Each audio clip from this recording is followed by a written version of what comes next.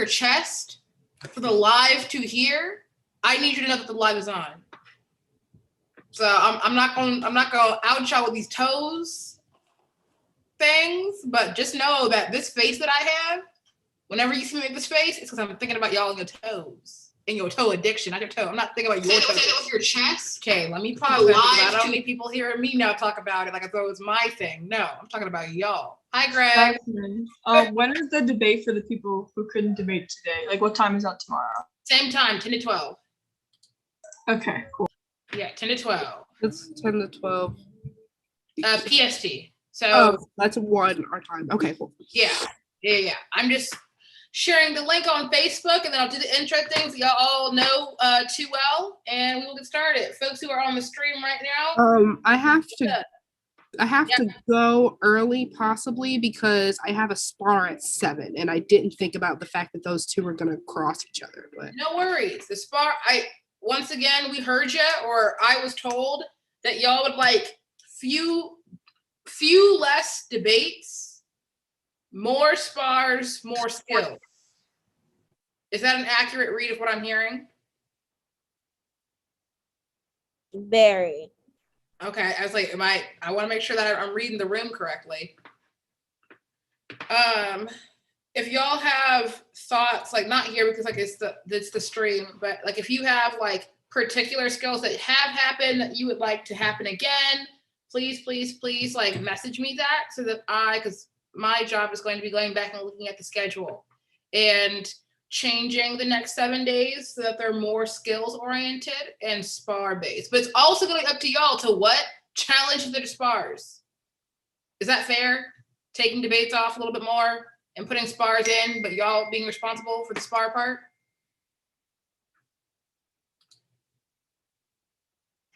No, not fair. Live, it's the live stream for you. I'm gonna read the comments later. Oh, because y'all don't want to be up here. You want to make me on the live like I'm talking to myself. Got it. Hey, live. We'll get started very soon. Just getting stuff all set up. As you all know, you know the drill.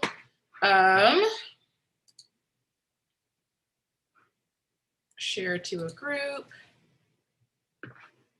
High school.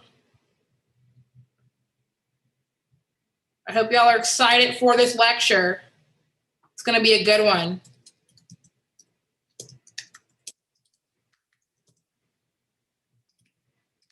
How are you, Greg?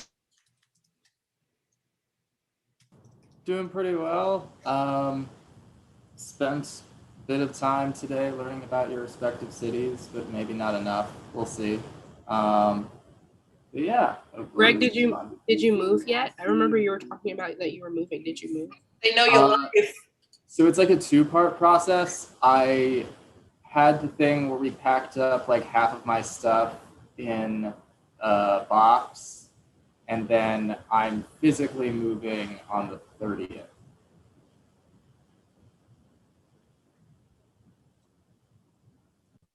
You're a planner, Greg, because I also moved out on the 30th, but anyone who can see the back part of my home right now can see that. Is she moving? Is she not? So U-Haul is the worst company on the planet, and I hope we're live for me to say this. Chest, Greg. U-Haul, you suck. Absolutely. Like, I was supposed to, the way it was supposed to work was I was going to get like one of their U boxes or whatever, which is like they say a room to a room and a half in it, but it's like the size of a closet. And supposedly they like take that and like bring it to wherever you're moving. So I did that, and then I got a U-Haul like truck in order to get it to move. We get called 20 minutes beforehand, and they're like, "We don't have your truck." And I was like, okay. All right. Like, luckily, my partner's mom like has like a large car that we were able to use to shuttle back and forth stuff a little bit more inefficiently. But then like we get there and they're like, "Yeah, the U-Box isn't at this location." And I'm like, "What do you mean? turns out they're like, yeah, we don't have those here. And I'm like, meanwhile, like the person who called us to tell us all this was just like, I'm not in charge of the U-boxes, so I'm gonna send you to the U-box servicer. And I'm like, okay. And then we get bounced back to that person. They're like, actually, that person didn't answer. I'm gonna send you to U-box customer service. They don't answer. So they're like, we're just gonna send you, or actually they answer and they're like, we're just gonna send you to customer service generally. Then we're on hold for 30 minutes and don't get a pickup. And like, I was just like, this is absurd. Yeah, Greg. And it's so, sorry, live stream. We are going to get started. But this sounds like a very similar story just because, like, I stayed in SAC. And it sounds like you're staying in Waco. So it's, like, not like you're asking too much. Oh, no. I'm moving to Colorado. But, like. Okay, so, but still, no. They said one thing and they're not. They're like, we lost it. What truck? We're not a truck company. We don't know what trucks are. That sounds pretty on brand. And then for the box, they were just like, yeah, it's at this other facility. It's down the road. And we're like, okay. So we went there, and the person there was nice. She was like, yes, they messed it up, didn't they? And I'm like, yeah. She's like, they sent you to the wrong place. I'm like, yep. She's like, they called you like 20 minutes beforehand. I'm like, yep. Like, LOL, I can't. But yeah, sorry, U-Haul. But for those who agreed, honestly, like this video if you agree that U-Haul sucks. But also like this video if you're enjoying debate boutiques, workshop lectures, videos that are coming out, or do you just like the vibes? But hello, everybody. Welcome back to another video/workshop lecture from Debate Boutique. We are always super excited, super enthusiastic to be sharing these with not only our students, but with the community writ large. We want this to become the #new normal, as information is only knowledge and power if it is shared and it is taught to everyone. And so even though what you'll find with this workshop lecture, that it was catered towards our students and their geographies and where they are located, the application, the purpose of it is still helpful to all students who want to answer the question of what is a portable skill from debate, from any, kind of ideological spectrum of how you engage the activity. I think that this is going to be an excellent lecture. So a few things before we start with the wonderful Greg. Again, if you have not seen his workshop lecture from, I think, a week ago about how to become an ethical researcher and how to make sure that your researching is integrated, thinking about the different kind of spaces, locations, and making sure that it's holistic, then you definitely should refer back to that. It's posted on the channel somewhere. Y'all really enjoyed it. Those who have seen it so far, we got some good feedback about it.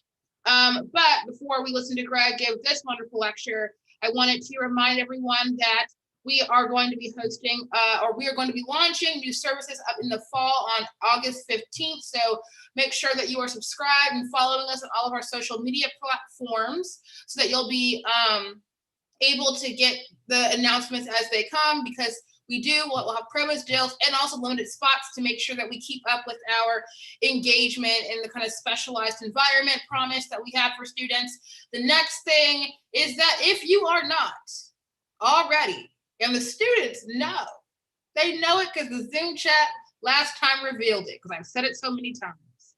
If you are not already subscribed to this YouTube channel, what are you doing? You've watched enough videos now to see that we're consistent, that we're not stopping, and that so much more content that's like this and different and beyond is coming its way. So do not forget to subscribe to our channel, to like, to comment, to share.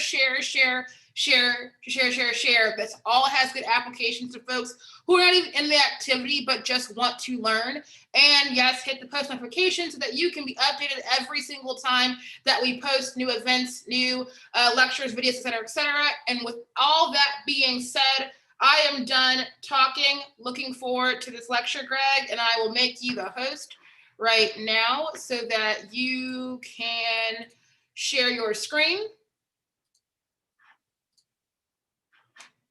And enjoy, everybody. All right, let me get this figured out. Share sound, optimize for video. We seeing it for the, I guess I can't really. Here's what we'll do. I will have the Discord pulled up on my phone.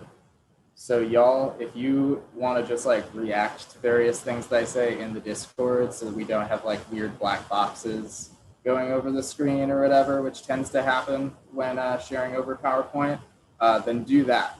But otherwise, I'm just going to kind of go and assume that folks are with me.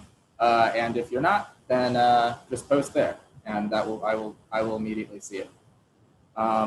So yeah, like Jasmine was saying, if you listened in on the recent lecture that I gave about research, then something that I harped on quite a bit was that water policy and water inequities give us a window into thinking about how power operates more broadly and more generally.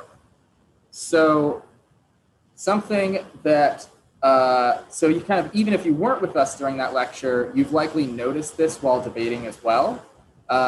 If you're reading, for instance, the Fracking Act, you've read evidence that talks about how the risks of water contamination are compounded for rural communities and indigenous tribes because they lack access to consistent health services. If you've been reading the critical affirmative with all the Leon cards, then you've read about how water deprivation and shutoffs is only the tip of the iceberg for forms of anti-Black redlining and classist price gouging, right? So given all of this, while this lecture will definitely make reference to water-specific organizing, it's mostly just going to center on organizing in general and some of the kind of particular and that as a topic. The lesson that I want you all to leave with this hour is you can cut as many cards, read as many books, and parse as much theory as you want, but if you are not keeping up with the kind of material instances of activism in your community, then arguments will remain purely in the realm of the theoretical.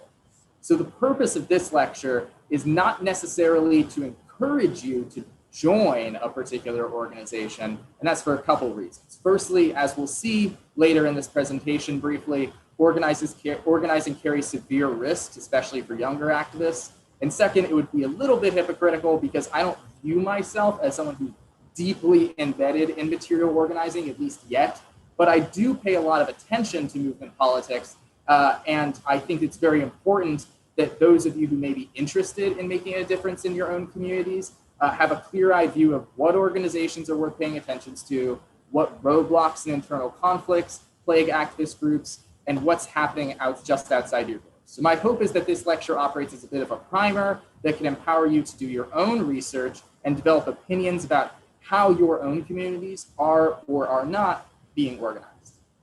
So with that being said, I think that debate is uniquely ripe for these types of conversations. Years ago, especially when I was like a younger debater coming up, there seemed to be more of a consensus across the debate community that our activity mattered, that it had the potential to change the world.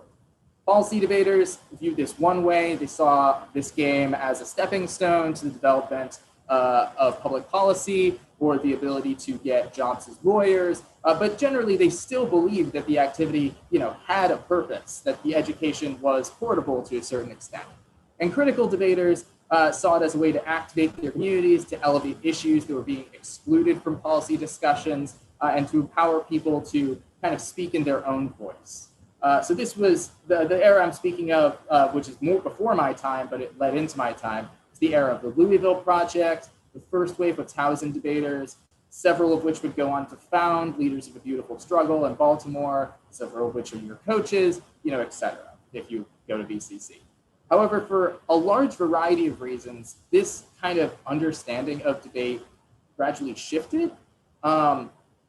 So one reason for this was that policy teams, for strategic purposes, started de-emphasizing the pedagogical benefits of debate and focusing more on its gamic nature.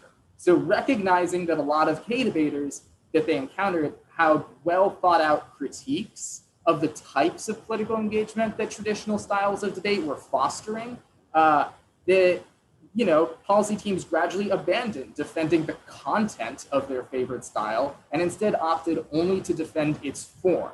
In other words, framework debates shifted first from the claim that policy education on a chosen topic produced an engaged, active citizenry to the claim that debate only taught a rough outline of portable skills through deliberation and advocacy, but that the details of education get lost over time, and ultimately to a completely emptied out shell of their model that focused only on the fact that the game was fair because it is what had already been prepared for from the resolution.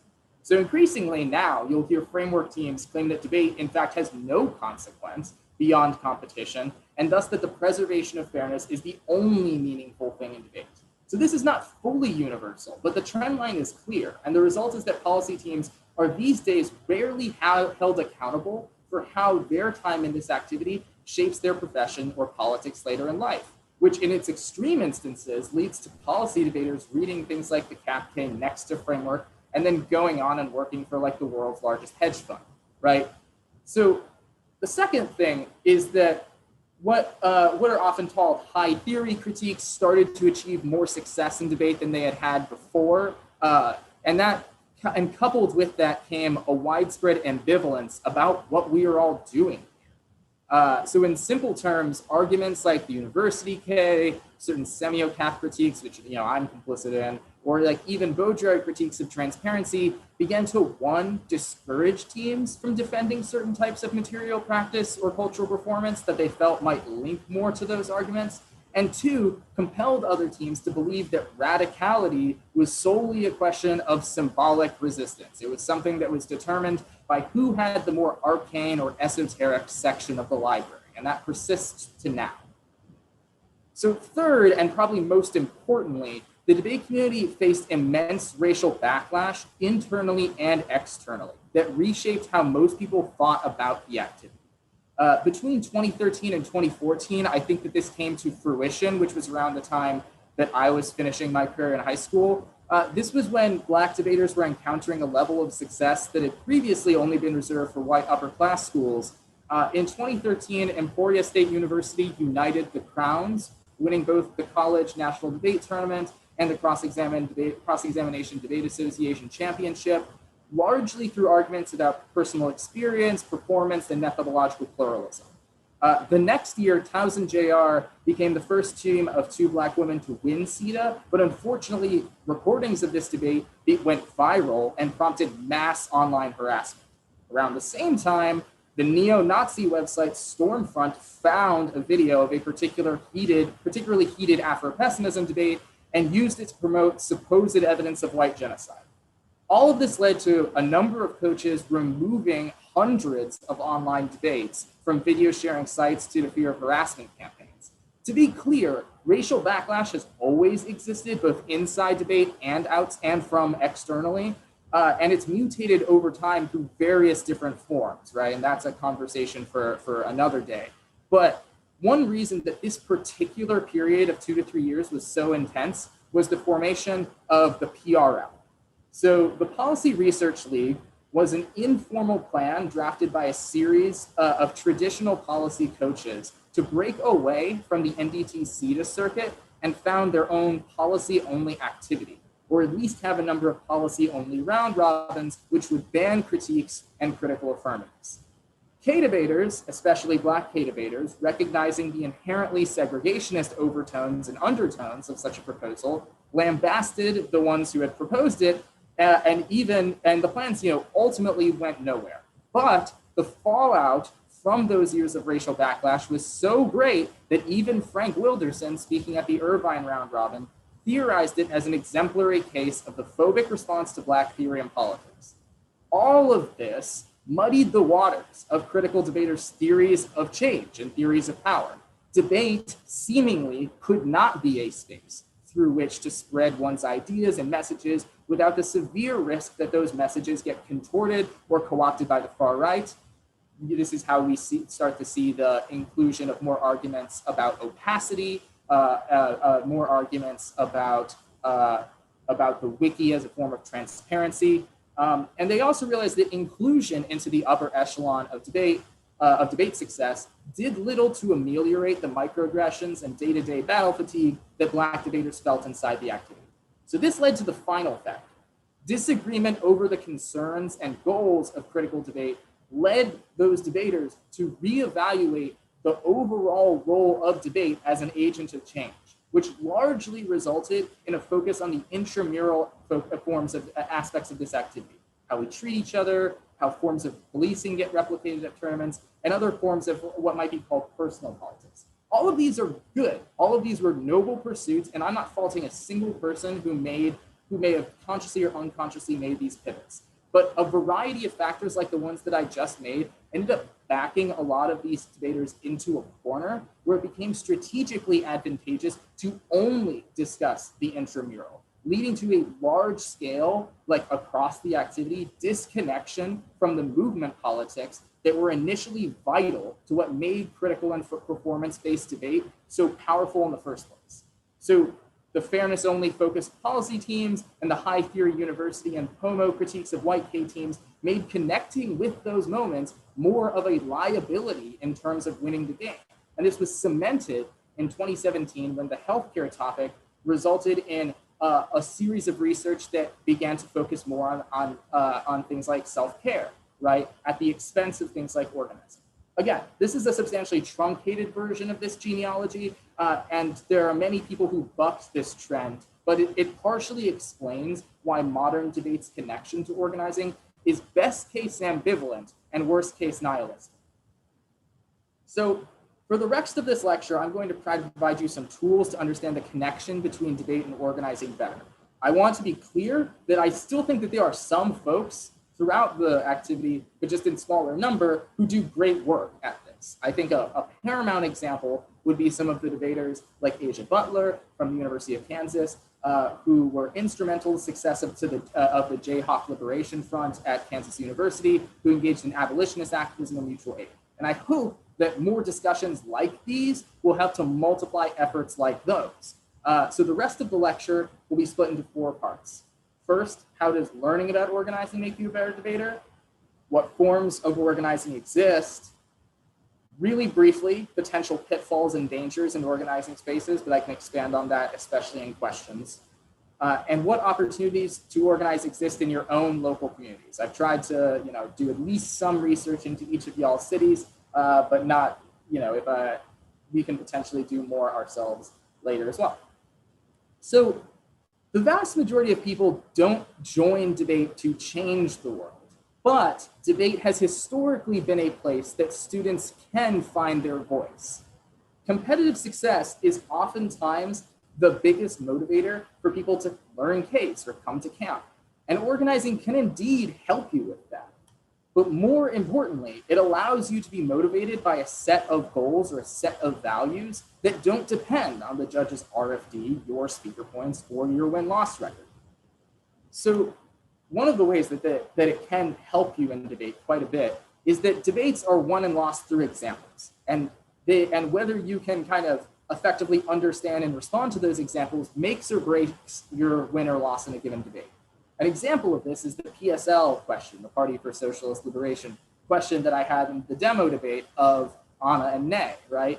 Where I asked, if the model of the party that your author, Jody Dean, espouses is one that, quite literally has resulted in a lot of violence internally to that party, why is your alternative good, right? Like those are the kinds of things that learning more about activism and specific organizing city by city can really improve your ability to debate through, right? One example can oftentimes carry you through the entire debate if it's well enough explained. And they're usually where judges these days are making a lot of decisions about who's winning the ontology debate, who is winning the possibility for reform, who is winning the possibility that the AF might be retooled or co-opted towards something bad, right? Examples are incredibly key, and activism gives you more of them than really anything else, right? The other thing is that passion is something that can't really be taught in a lecture or faked through speaking drills. You need to figure out what you're actually sincerely motivated by, and often that will be something personal and close to home. Learning to engage with something that actually inspires you improves your presence in debate, your ethos, as well as your use of emotional appeal in your speeches, pathos, right? Those are the key kind of definitions. And based on the thing I just said about examples, right, it rounds out the triad because the examples give you a better grounding in logos as well, right? So those are the kind of traditional understandings of what makes up rhetoric, right? And these are the kinds of things that you can get a lot of help with by learning more about specific organizing in your area. And lastly, our activity is getting smaller, especially after a year where you have to have a consistent internet connection and a pretty decent laptop in order to debate. Our community needs new opportunities to bring more folks in who have not traditionally benefited from debate. And we need to meet those folks where they are. Showing that debaters are involved in the betterment of their own communities is a great way of doing that. And it creates a mutual effort to both expand organizing spaces and expand debate. So organizing looks like a lot of different things in different places. But for the purpose of our discussion today, it generally refers to the coordination of disparate individuals into a group that aims to struggle for a common set of goals or are inspired by a common set of values, right? There's different forms of organizing. I'll break them down kind of into 3 general categories, but there's a lot of overlap between these, and there's probably some that don't necessarily neatly fit within these, but this will help. So the first is political organizing. Here's what I'm mostly talking about. I'm mostly talking about I'm mostly talking about forms of campaigns. Often they are literal electoral campaigns, or they might be ballot initiatives, but they do involve some form of engagement with the state. Ooh, I know, we'll talk about that too. Issue-based organizing. This is kind of a catch-all, but it refers generally to types of activism that aim to raise the salience of a particular problem or to develop a broad-scale consciousness about a particular perspective. So for example, public water for all is an example of issue-based organizing, which we'll see that, for instance, there are certain activist organizations in Detroit that are pushing for that. But also things like police abolition, building public renewables to fight climate change, which is something San Diego is working on, tenant unions to prevent evictions, right? Crucially, these can all either be expressed through demands on parts of the state, right? So if you are involved in rent strikes, you might be trying to get the state to cancel rent, or at least to extend the moratorium on rent payment, right? Or they can be just forms of direct action, which is literally like preventing people from being evicted, as we saw with things like the Crown Heights Tenants Union in Brooklyn, right? And then there is labor organizing. This is workplace democracy development to improve one's conditions for work, to protest unethical corporate practices, or to develop a larger democratic say over the company's decisions. So we'll go through each of these. First is political organizing. This is broadly defined as the attempt to coordinate groups of people into effective voting blocks for the purpose of winning power through ballot referendums or elections. As you know, electoralism doesn't really have the best reputation, especially within critical portions of debate. I think this is for a couple reasons. The first is due to the prevalence of just holistically anti-state theories of change that scoff at reformism, right? And that's fine, but the vast majority of anarchists in real life that are like real committed anarchists are still quite aware about the day-to-day reform efforts in relation to the state, because they at the very least want to make the state smaller. In certain terms, this is often called non-reformist reforms, and we can have a broader discussion about that later. Second is that, electoralism, when thought about in the United States, tends to be a focus on like the 3 branches of the federal government, which are like a pretty easy way to get yourself depressed about this kind of thing. Because no matter how much you might like a particular congressperson or whatever, the overall structure of the government sucks and is designed intentionally to prevent progressive organizing from actually being able to make a particularly strong impact. But at the same time, electoralism has increasingly been a focus within particular parts of the left that historically were more skeptical of it. they are beginning to understand elections, especially at the local, like the municipal level for cities, or the statewide level for things like state governments, as being areas where substantial change actually can be levied and where wins can be made. This is especially true in light of last year's abolitionist uprisings, which were one of the first chances that we've seen where, you know, abolitionist theory was actually somewhat integrated into the platforms of a lot of left-leaning organizations to varying degrees. And I think one example of this was a recent victory in Buffalo, New York. And this is where a person by the name of India Walton is, you know, there's still another election, but she's the presumptive victor and is likely to become the mayor. India was a single mother who was, who, you know, ran against the incumbent, Byron Brown, largely on a platform of reallocating police funding to housing and social services. She is the first Black woman socialist mayor of a major city in the United States, or will be. And here is a piece of her victory speech.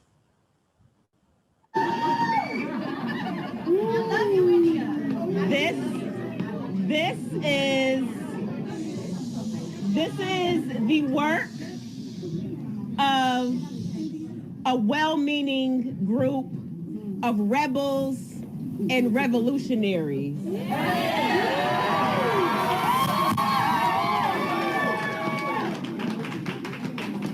That had a bold vision for what we want the future of our city to look like.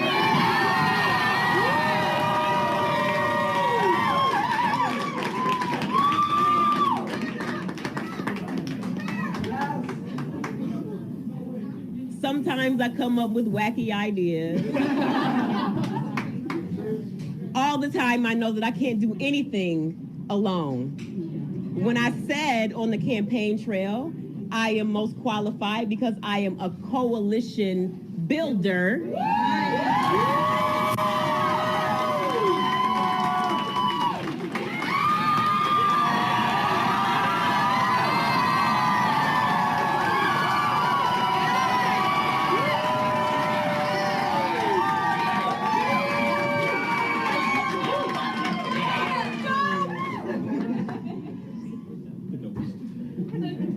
We set out to not only change Buffalo, but to change the way progressive politics are viewed in upstate New York.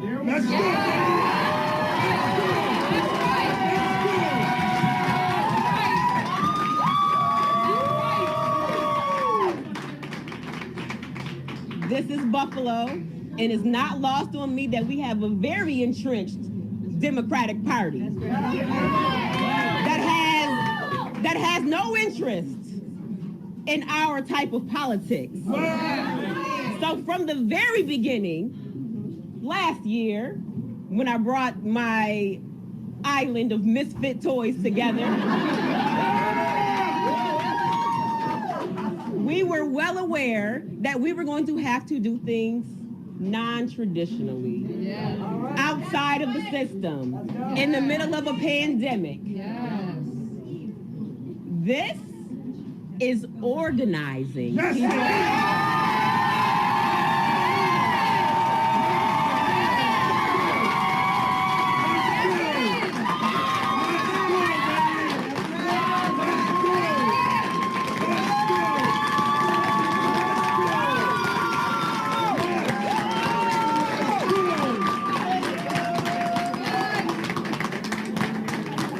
When we organize, we win.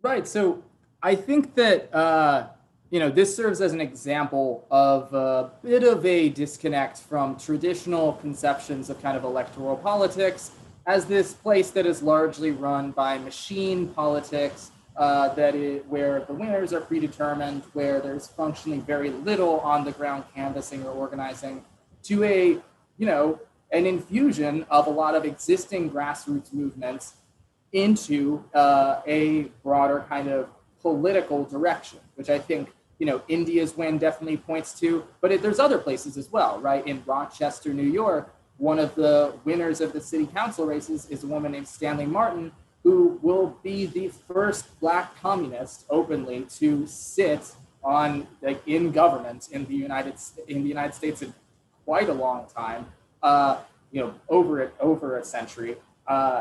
She ran explicitly on an abolitionist campaign, and her victory speech was her singing F-12 as a song, right? So there's other examples too. Kristen Richardson Jordan is a Black socialist in Harlem who just won as well, right? So there are a number of these instances, right, where there are increasingly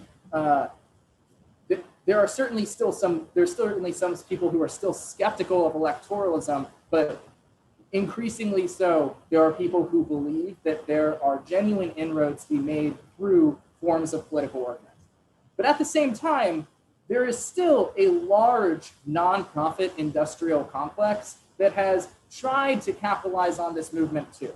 There are some organizations that are better than others. So we're going to talk about the Sunrise Movement, which I think is a really good example of both the benefits, but also the pitfalls of certain forms of organizing. So the Sunrise Movement is an environmental justice youth movement that uses an explicitly intersectional framework for political organizing. And when I say that, I mean that they believe that defund the police is an environmental justice demand. They believe that solidarity with Palestine is an environmental justice demand.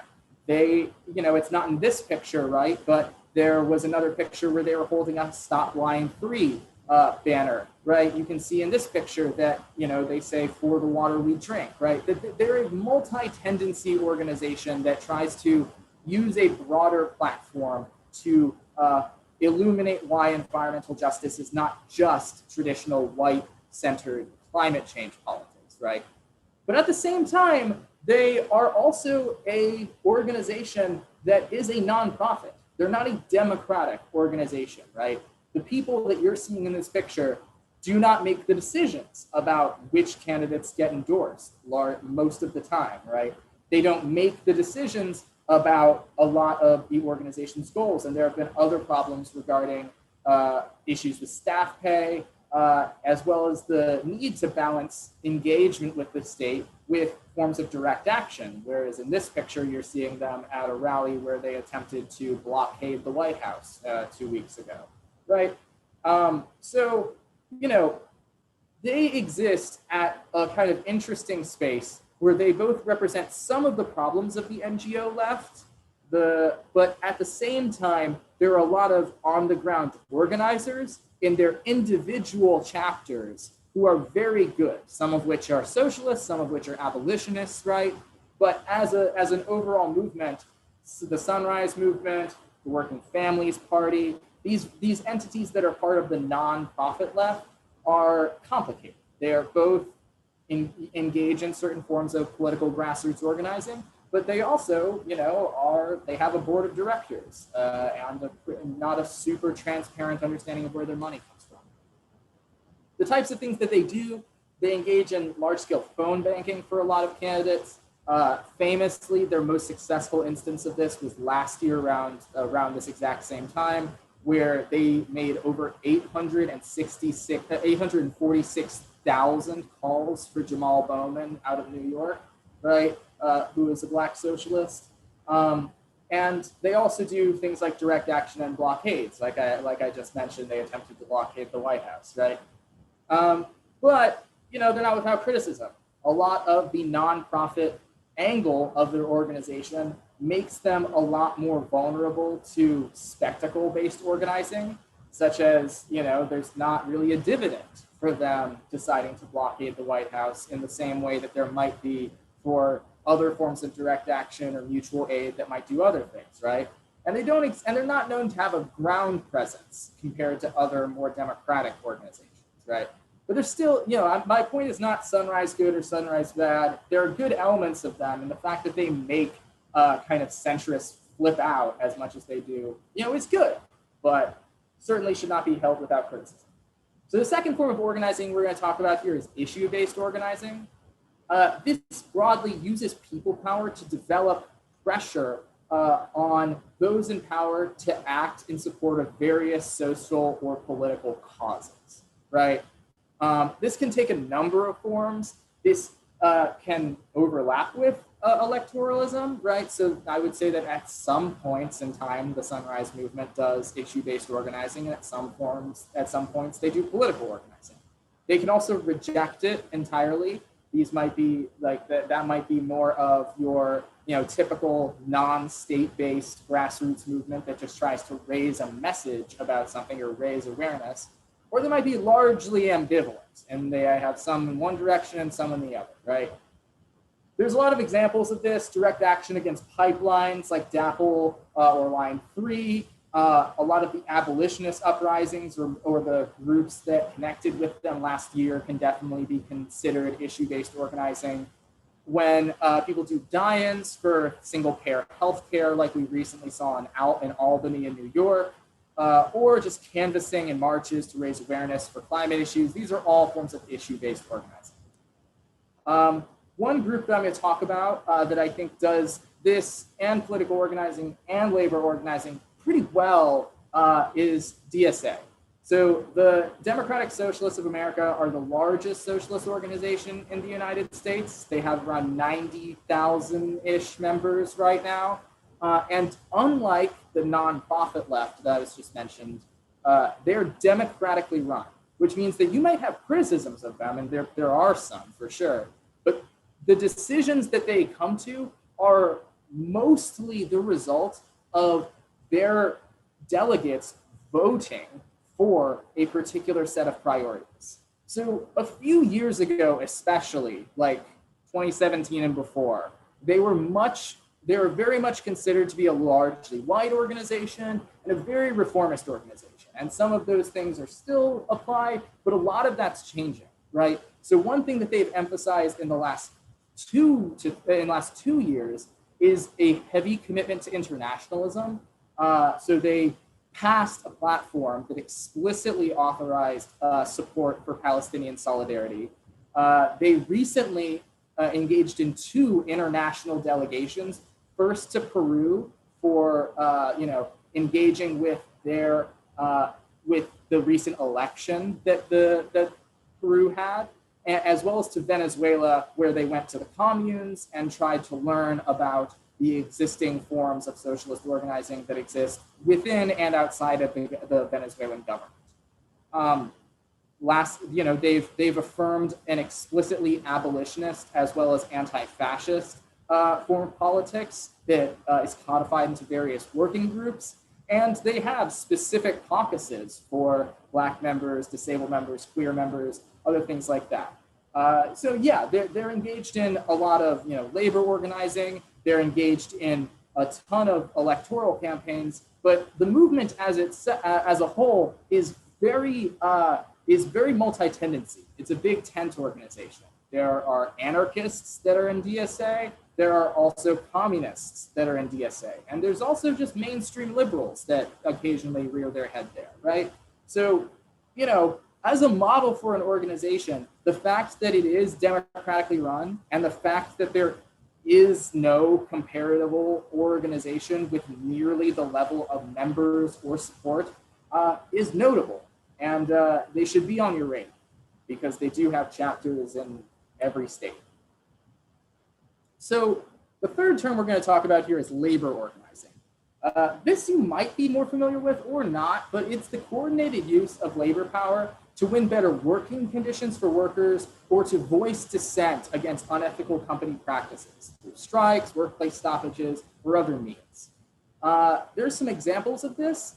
You all may have been familiar with the unionized Amazon fight, which kind of went kind of viral earlier this year in Bessemer, Alabama. It did not succeed, but it was one of the kind of largest efforts to unionize a company that is very good at union busting.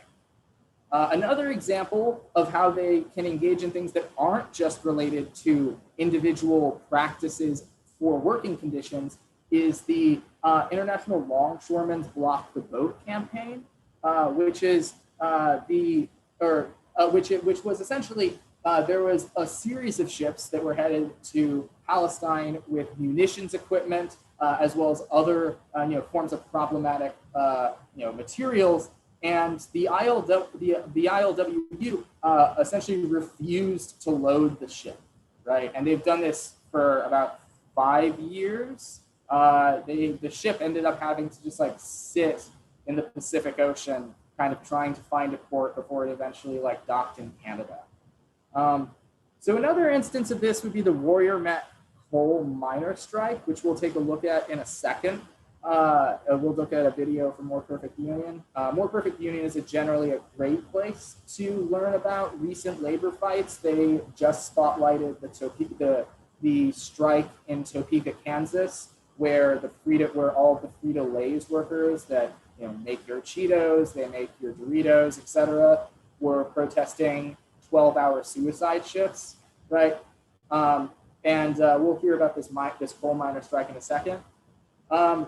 One thing that might be helpful for thinking about labor organizing is the Emergency Workplace Organizing Committee, which is a joint project of the United Electrical, Radio, and Machine Workers of America and DSA. It's essentially a way of making it easier for one to be able to organize your workplace. And there's a lot of different types of organizing. I know that DSA has a restaurant workers collective where they try to get people working at even things like McDonald's or other forms of large-scale chain restaurants to be able to get a union.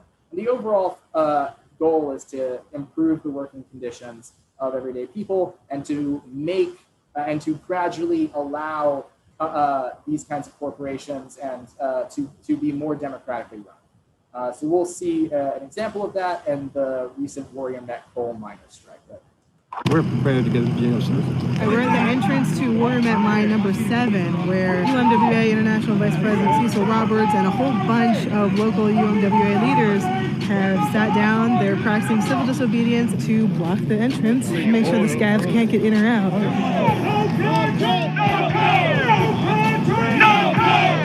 Miners at the Warrior Met Coal in Tuscaloosa County have been on strike. The union and the company still trying to agree on a contract. The union says the miners helped get the company out of bankruptcy over the past 5 years, but have never received fair compensation for their efforts. You took cut in pay, you took cut in your days, cut in safety, health and safety, cut in your benefits. Now the company is getting back on their feet, making all kinds of money, and they don't want to share that same progress with us. Warrior Met Coal ain't got no soul! Warrior Met Coal ain't got no soul! Warrior Met Coal ain't got no soul! Warrior Met Coal ain't got no soul! Well, we want the world to know that we want a fair and just contract. And we got to do whatever we got to do to make that happen. And we don't feel like we're breaking the law when this company is trying to destroy our people and their families from their livelihood. I'll die for my family. And I'll do whatever it takes for this union right here. This is personal. It's personal. The atrocities that they make in the conditions they got to work in, my heart's right here and with those people. Hey, get up behind the truck, Darren! Come back so we can see you! You need to vacate the property. Thank you. No, you need to get back over on that side. We on this side of the road. Our property line goes out that road. Nothing. Give these people a contract, a fair and just contract.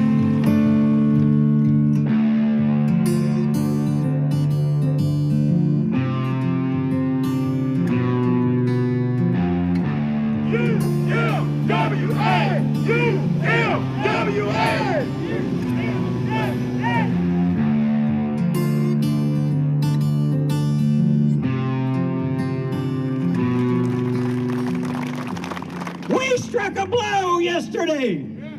We struck a blow for justice. I am here representing 12.5 million working men and women who have your back. UMWA! UMWA!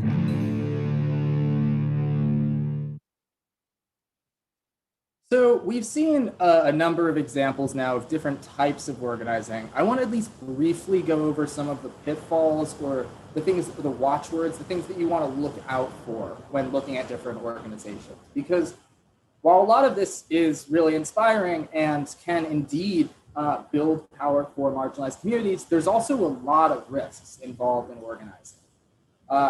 What broadly gets framed under the lens of crackdown in debate includes a lot of different things. It includes risks of violence and or death.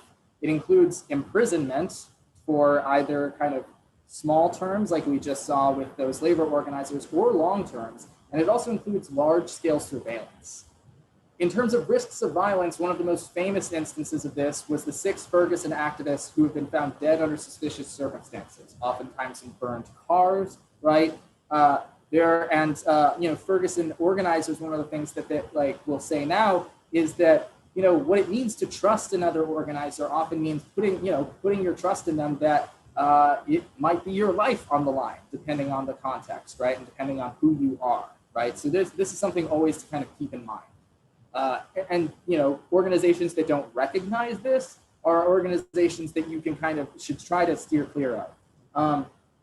Surveillance, police use IMSI catchers, which are essentially phone monitoring devices such as stingrays in order to monitor phone traffic. They mimic a cell tower and your phone will automatically connect to it. This was particularly a thing last summer during the protests after George Floyd's killing. And there's also things like persistent high altitude aerial surveillance, where planes and drones are used to surveil protesters from above. There were instances of this happening in Baltimore that were actually pretty disturbing because you can see a plane essentially zooming in on one street and then zooming in 10 blocks away in half a second, right? And so these are things that are definitely, worrying. And then risks of imprisonment. 2 women who were involved in sabotage efforts against the Dakota Access Pipeline just the other day were imprisoned and accused of terroristic activities, right? So this is kind of the risk. There's also the risk of internal violence, or what's called chauvinism. Chauvinism generally refers to a type of belief in one's group. It's often, almost nationalistic. A belief in one's organization or goals such that they are willing to allow certain forms of violence to happen without considering it. Typically, this looks like things like sexual violence or forms of racialized microaggressions. I talked already about the Party for Socialism and Liberation. I think they're an instance where there have been multiple instances of this that have not been addressed in any real way. There are instances of this in other groups too, right? Like DSA is not completely free of this either, but I do think that they have a substantially better grievance process than the PSL, at least empirically. And that's definitely something to think about.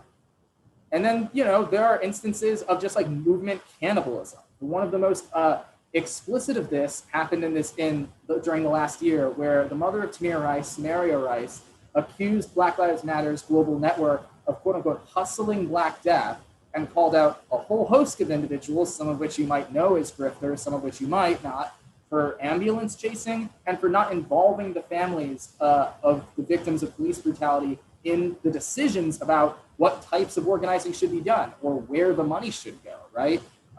People like Patrice Colors were essentially accused of you were given something to the effect of $90 million last year, but local BLM chapters haven't seen that at all, right? So these are also things to kind of be aware of. So we're talking about really briefly some forms of local organizing, right? Everyone in Baltimore should probably be familiar with the Leaders of a Beautiful Struggle. They're not I would not call them a grassroots democratic organization, but they're not fully in nonprofit space either. They're a little bit more in between in terms of a pretty dedicated political education group that develops resources for organizing, but is a little bit of a go-between between the two. But they've had some successes. They helped stop the construction of a youth jail. Just a few weeks ago, they were cited in a judicial decision to halt the use of aerial surveillance when monitoring protests in Baltimore. And one of the ways that they were able to do that was explicitly kind of making the claim that care is something that solves crime more than cops, right? So they're definitely a great movement, a great group. They also have critiques of things like the nonprofit left for focusing too heavily on the white-dominated social service sector. This is super relevant in light of a lot of the like care not cops kind of framework, right? A lot of the, increased attention towards social services instead of policing can sometimes still replicate aspects of policing harm through their focus on, on largely white-dominated spaces of things like social workers and things like that. So it's important to kind of keep those critiques in mind. And then there's also Greater Baltimore DSA. They do a number of things, but one of the more recent things that I recognized was that they ran a very close city council campaign for actually a Green Party candidate, which it's very rare for those campaigns to go anywhere. Franca Muller-Paz was a Peruvian immigrant, and she's a teacher. She's a Spanish teacher. She had a number of things on her platform, including things related to clean drinking water in the city and making sure that water becomes a public good rather than a privatized service. LA actually has a fairly coordinated activist scene, although they've only kind of just started making headway into the local political scene. So the People's Budget Coalition is largely, something that is led by BLM LA, but it includes DSA LA, People's City Council LA, which is something that you all, if you have a Twitter, should definitely follow. K-Town for All, which is a group of Korean Americans trying to stop gentrification. Knock LA, a bunch of others, right? Largely a lot of the local organizing in LA right now involves homelessness, right? There's a ton of houseless populations that are not receiving any real help, that have not been really able to receive housing or shelter. And as a result, they don't have anyone that's really advocating for them except for these kinds of grassroots organizations. And then, as a result, there are a number of kind of important city council campaigns. So one of the only leftists on the council is a woman named Nithya Raman, who was just elected through DSA LA's endorsement. And, if you're in California, you might know that recall efforts are a pretty big thing. The conservatives are trying to recall her because she, believes that houseless people are people. And there's also currently a campaign against Mitch O'Farrell. Mitch O'Farrell is a city councilman who is noted for essentially allowing police to mass arrest a community of houseless individuals, and then just has denied it since then. But it's within his district. There's plenty of paperwork that indicate that he was responsible. So there are a number of people who are planning to run against him, as well as some of the other more craven people on the city council. In Detroit, the Detroit Will Breathe Collective is a youth-led abolitionist movement that is currently being sued by the city for quote-unquote civil conspiracy, and who one of their leaders was quite literally choked out by a cop on camera, and they're denying that occurred. So they're a good collective as well to definitely follow. Metro Detroit DSA is also very involved this year. I want to point out the People's Charter, which is Proposal P, that will be voted on this year, which includes, among other things, a right to clean water without the risk of shutoff. So this is a key kind of point to kind of get to a broader kind of public right to water, right? Especially given the fact that, as we've seen in a lot of the evidence that we've been reading, that Detroit has been having water shutoffs that disproportionately harm Black and low-income communities. And the charter also tries to end police militarization and surveillance. There's two people that they have endorsed. First is Landis Spencer, who is essentially running for the kind of oversight committee that controls the police. I think it's Board of Police Commissioners, actually. I may have mistyped that. But, he is someone who is trying to demilitarize the police, to use his election as a mechanism by which everyday Detroiters can kind of push back against the over-militarization of their police department. And then Denzel McCampbell is a voting rights activist. He is trying to fight back against forms of large-scale efforts to voter suppress largely communities of color and voters of color. He's running for city clerk. Last but not least is San Diego. I have a little bit less information for them, so apologies, Luke. But but there is something that is very relevant to this year, which is their campaign for public power, which is, I think, only wrapping up now. But the city had a contract which was expiring with their local energy company, and DSA SD is trying to ensure that the replacement will not just be more corporate ownership of gas lines, but rather be public renewables that everyday people will be able to own and control in a democratic way. They do things like political education. They host a number of online things where you can learn about particular figures or historical movements. And in terms of electoralism, if you're interested, they have a meeting tomorrow where they're going to be discussing their efforts on that front. So before we go, there is an activity that I'll talk about too, but this is just a small reading list that I would definitely encourage people to go about. First one is about a little bit more about the PSL and what happened there. The Taylor piece is a broader analysis of why the kind of collapse of national BLM demonstrates the need for democratic organization and understandable leadership structures. There is a large analysis of DSA from the perspective of people of color, the Summit for Accountability and Social Movements, I would definitely advocate people watch. That was actually hosted by a local Baltimore radio host who I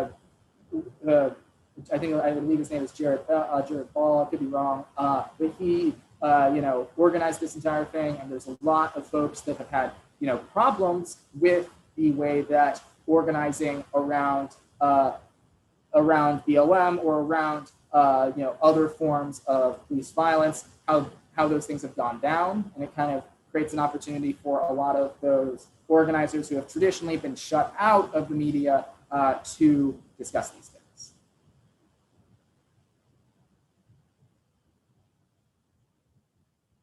All right, so stop the screen share real quick, and I'm going to paste in the activity. While I'm doing that, if you all have any questions, feel free to ask. I can elaborate on a couple things, definitely. Can you make me the host really quickly so I can end the stream? Yes. Let me do that.